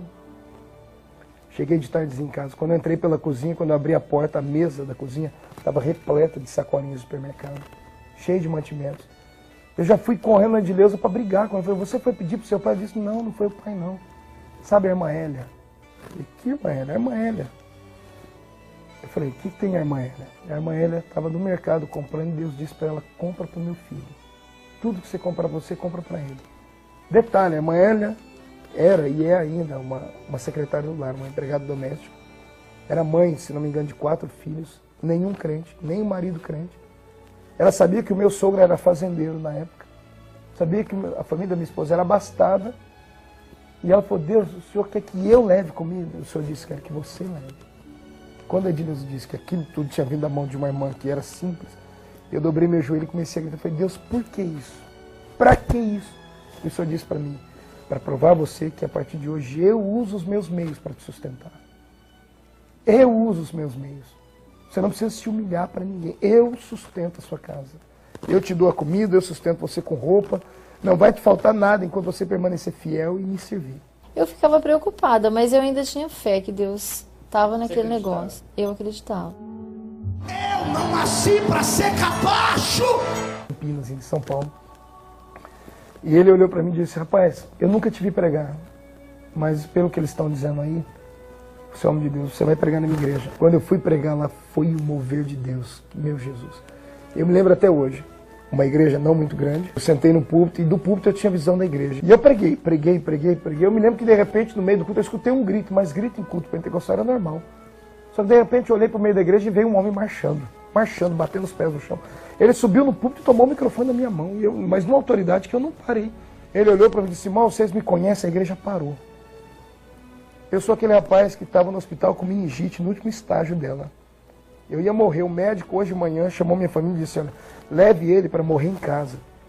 E antes de eu sair, eu falei para o médico com dificuldades, olha, eu vou sim, mas eu não vou para a casa da minha mãe, eu vou para a casa do meu pai porque eu vou ser curado. Os pai e a mãe levaram ele para a igreja. Enquanto eu pregava, ele não conseguia ouvir porque doía todo o corpo dele. Ele disse que ele não conseguia entender o que eu pregava, mas de repente, quando ele abriu o olho, ele olhou do lado dele, tinha um homem que pegava fogo, dos pés à cabeça. E o homem olhou para ele e fez assim, ó, e colocou aquela mão cheia de fogo sobre a cabeça dele. E o fogo desceu da cabeça aos pés e os nervos dele foram estralando e soltando. E de repente ele estava de pé, curado. Pegue isso, guarde no peito e dê um grito de glória!